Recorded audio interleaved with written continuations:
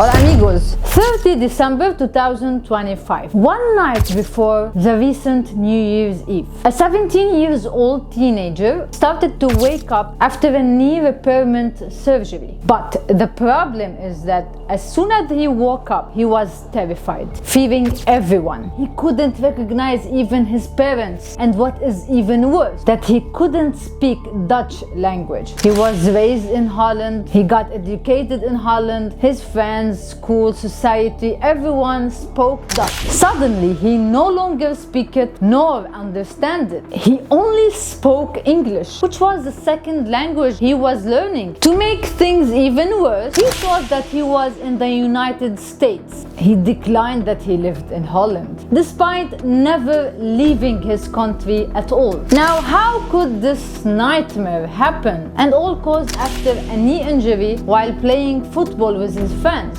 Before I start, what you need to do now is subscribe and like the video, because you really don't want to miss any of the videos I'm gonna be posting in the future.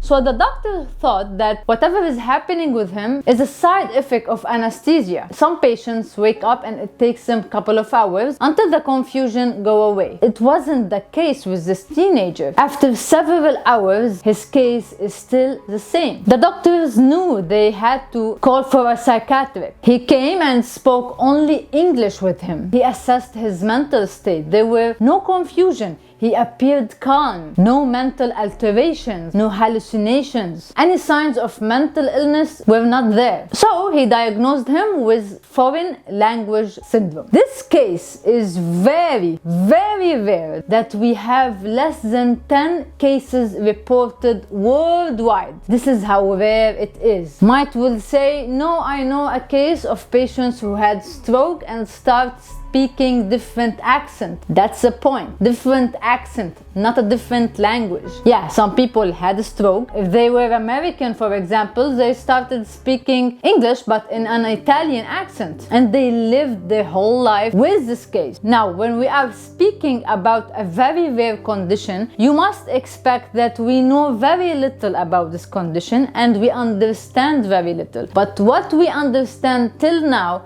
about the foreign language syndrome is what's next. You see, your brain is capable of learning multiple languages, but the main focus always remains of the mother language. I mean, the language of the country you were raised in and that you spoke the most. The same language that if you are dreaming, you would speak it and hear it. You can learn Chinese, but it will only be secondary. You can be expert in French, but it will always be secondary. To your brain, the most language that you speak, hear, understand is the number one language. And our brain will keep the first language or the mother language in a very deep area in the brain. It's very branched between the neurons inside your brain. I mean, whatever state you will be in, you will always speak your native language. However, if you are good or fluent in French, the brain will keep this information and data about this language in another area. It will be superficial and it will be dependent on memory. You don't expect yourself to be drunk and speak French after learning it for only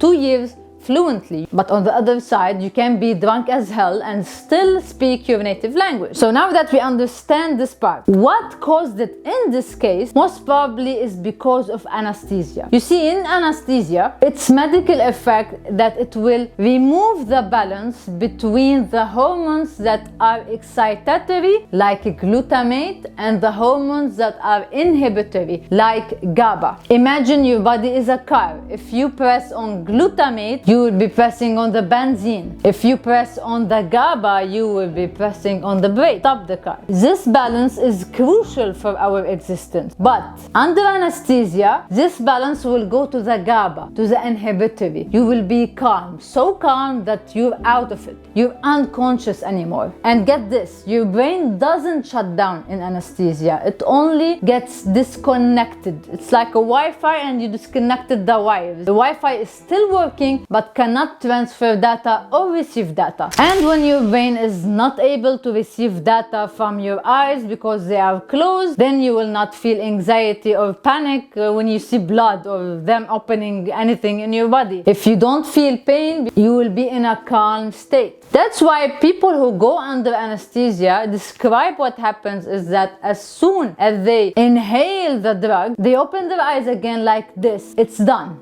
The surgery is done. It's never the same feeling as sleeping, you know. So the theory is, because the native language requires more connection and more information, and it's very deep inside our brain, the brain disconnects it under the effect of anesthesia, but your brain is still under the side effect. So this part of the brain, the responsible about your native language, will be disconnected, but the brain is smart enough to know that we still need a way of communication. It will shift the little energy and little comprehension it has under the effect of anesthesia to the other language. If you're learning French, it's French. If you're learning Italian, it's Italian. So it will appear to you and to others that you only speak and understand the second language. And really the case is just that this part of your native language is disconnected for a while. And this was true because the teenager, after 18 hours, got back to his normal state. He recognized his parents, spoke and understood Dutch